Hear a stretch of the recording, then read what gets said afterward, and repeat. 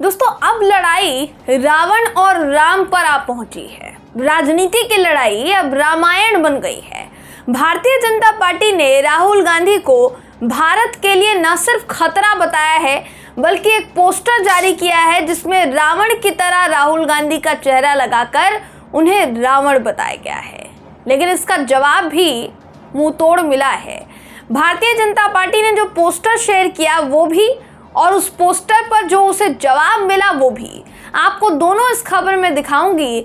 मगर आपको इस खबर में ये भी पता लग जाएगा दोस्तों कि भारतीय जनता पार्टी राहुल गांधी को प्रधानमंत्री पद का उम्मीदवार मानने लगी है या फिर नहीं मानने लगी है। कहीं ना कहीं डर जो है वो झलक रहा है। नमस्कार, मेरा नाम है जयंती झा और आप देख रहे हैं देश नीति। देश नीति, केवल सच्ची और पक्की खबरें। एक तरफ कहना है कि राहुल गांधी को हम राजनीति में कोई प्रतिद्वंदी नहीं मानते, वो तो पप्पू हैं। राहुल गांधी अभी राजनेता नहीं है, उनकी राजनीति मैच्योर नहीं है। लेकिन फिर अगले ही पल भारतीय जनता पार्टी ने राहुल गांधी को याद किया है और वो कुछ ना कुछ ऐसा करती है जिससे राहुल की छवि बिगड़े। मगर देश की सत्ताधीन पार्टी अपनी वजह से पीएम नरेंद्र मोदी की बेइज्जती करवा देती है। दोस्तों अपनी तो करवाती ही है, इस बार भी कुछ ऐसा ही हुआ है। बीजेपी ने राहुल गांधी को नए जमाने का रावण बताया है। गांधी को दुष्ट, धर्म और राम विरोधी बताते हुए कहा है कि इनका टारगेट देश को बर्बाद करना है।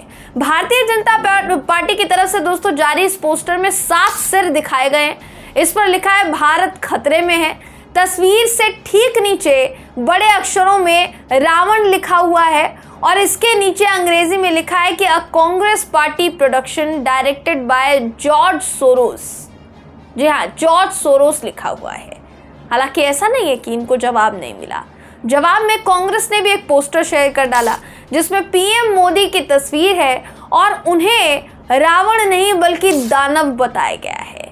लिखा है मो दानव, ऊपर से लिखा है हिंदुस्तान खतरे में है, नीचे लिखा है अभ्रष्ट जुमलेबाज पार्टी प्रोडक्शन यानी बीजेपी। इसके साथ लिखा है डायरेक्टेड बाय परम मित्र अडानी। यानी भाजपा ने जो किया उसको उसका मुंहतोड़ जवाब उसी की भाषा में दिया गया। अनुमा आचार्य विंग कमांडर रह चुकी हैं। देखते हैं 1975 का एक कार्टून इन्होंने शेयर किया। अनुमा आचार्य ने दावा किया कि तुमने हर काल में गांधी के साथ ऐसा ही किया है, लेकिन हर बार गांधी ने ही दुनिया को जीता है। गोडसेवादी बीजेपी गोडसे द्वारा संपादित पत्रिका अग्रणी में ये कार्टून छापा गया था जिसमें महात्मा गांधी को रावण दिखाया गया था। दोस्तों अब यहाँ भारतीय जनता पार्टी ने राहुल गांधी को जॉर्ज सोरोस से क्यों जोड़ा, जरा इस पर ध्यान दीजिए, गौर कीजिए। आपकी जानकारी के लिए बताना चाहूंगी दोस्तों, भाजपा ने आरोप लगाया है कि जॉर्ज सोरोस के लोग कांग्रेस की भारत जोड़ो यात्रा में शामिल हुए।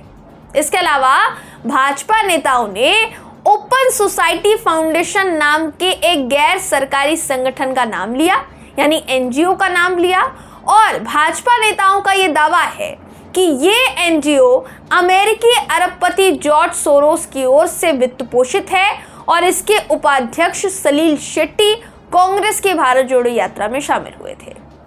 अब आपके दिमाग में दोस्तों ये ख्याल आ रहा होगा कि अचानक से भारत जोड़ो यात्रा का जिक्र कैसे होने लग गया, अचानक से राहुल गांधी का जिक्र कैसे होने लग गया। बीते दिनों आपने देखा होगा, बहुत सी ऐसी खबरें आपने पढ़ी होगी जहां पर भारतीय जनता पार्टी ने ऐसा लगा कि राहुल गांधी के ऊपर निशाना नहीं साध पाई। भारतीय जनता पार्टी अलग अलग नेताओं को उसने निशाने पर लिया लेकिन राहुल गांधी को निशाने पर नहीं लिया। बीते दिनों बहुत सी ऐसी खबरें आई जहां पर राहुल गांधी को कम से कम निशाने पर नहीं लिया गया, हाँ पूरे इंडिया गठबंधन को निशाने पर लिया गया। मगर अभी इस वक्त राहुल गांधी को निशाने पर लिया जा रहा है, भारत जोड़ो यात्रा को भी निशाने पर लिया जा रहा है। इसका कारण समझ रहे हैं, भारत जोड़ो यात्रा दोबारा शुरू होने वाली है। भारत जोड़ो यात्रा इस बार जब शुरू होगी तो इसमें समर्थन सिर्फ और सिर्फ कांग्रेस पार्टी के कार्यकर्ताओं और नेताओं का नहीं मिलेगा, बल्कि इसके अलावा तमाम वो गठबंधन, तमाम वो पार्टियां जो कि इंडिया गठबंधन के साथ है, वो तमाम पार्टियां, उनके तमाम बड़े बड़े चेहरे भारत जोड़ो यात्रा का हिस्सा बन सकते हैं। तो जाहिर है कि अंदर से ठेस तो पहुंचेगी। कि अगर भारत जोड़ो यात्रा दोबारा शुरू हुई, पहले जो भारत जोड़ो यात्रा शुरू हुई थी उसकी छाप आम नागरिकों के सर पर, दिमाग पर इस कदर छाई हुई है कि अभी तक राहुल गांधी का नाम वो नहीं भूलते।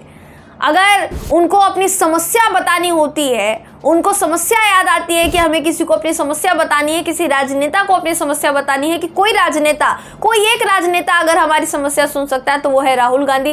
राहुल गांधी को बुलाया जाता है, आप चाहे कोई भी किसी भी तबके के लोग आप देख लीजिए। अब बीते दिनों कुली से जुड़ी खबर भी सामने आई थी, किस तरीके से कुलियों ने राहुल गांधी को निमंत्रण भेजा था। उसके बाद सब्जी बेचने वाले रामेश्वर जी, उन्होंने कहा कि मैं राहुल गांधी से मिलना चाहता हूं। तो आम जनता जिस तरह से राहुल गांधी से कनेक्टेड हो रही है, क्या बीजेपी उससे घबरा रही है? क्या अभी भारत जोड़ो यात्रा पार्ट 2 जो शुरू होने वाला है, क्या भारतीय जनता पार्टी उससे घबरा रही है? इसलिए रावण बता दिया गया है राहुल गांधी को। हालांकि देखिए, रावण में बुराइयां थी, बेशक लाख बुराइयां थी, लेकिन ये नहीं भूलना चाहिए कि रावण सबसे बड़ा विद्वान था और सबसे बड़ा ज्ञानी था, महादेव का सबसे बड़ा भक्त था, सबसे बड़ा ब्राह्मण कहा जाता था रावण को। तो ये नहीं भूलना चाहिए भारतीय जनता पार्टी को। क्या भाजपा ये दर्शाना चाह रही है कि वो हिंदुइज्म के खिलाफ है? क्या वो हिंदुओं के खिलाफ है? क्योंकि देखिए, रावण, बेशक रामायण में राम जी ने रावण का वध किया था, लेकिन ये सब जानते हैं कि रावण कितना बड़ा विद्वान था और कितना बड़ा ब्राह्मण था। तो कई लोग तो इसको राहुल गांधी के लिए कॉम्प्लीमेंट भी बता रहे हैं कि भाजपा ने जो रावण के चेहरे लगा दिए हैं राहुल गांधी के आजू बाजू, वो कहीं ना कहीं उनके लिए कॉम्प्लीमेंट भी है कि सबसे बड़े विद्वान बता दिया है बातों बातों में राहुल गांधी को भारतीय जनता पार्टी ने। बाकी भाजपा अगर रावण बता ही रही है तो उसे ये भी देखना चाहिए कि आप देश की सत्ताधीन पार्टी हैं। आप कोई ऐसी छोटी मोटी पार्टी नहीं है, क्षेत्रीय दल नहीं है आप, जिसने ट्वीट कर दिया और सामने वाले किसी भी राजनेता को इस तरीके से उस पर कार्टून शेयर कर दिया। आप देश की सत्ता में विराजमान हैं, बावजूद इसके अगर इस तरीके की तस्वीरें शेयर की जाती है भारतीय जनता पार्टी की तरफ से, तो क्या ही कहा जाए दोस्तों। क्या वाकई में ये पार्टी आपको गंभीर लगती है? क्या वाकई में लगता है कि ये सब करके 2024 का लोकसभा चुनाव जीता जा सकेगा? आपकी राय कमेंट सेक्शन में कमेंट करके जरूर बताइएगा। वीडियो अगर आपको पसंद आया हो तो वीडियो को लाइक कीजिए, शेयर कीजिए, चैनल को सब्सक्राइब करना बिल्कुल भी ना भूलें। फिर मुलाकात होगी आपसे अगली वीडियो में, तब तक के लिए नमस्कार।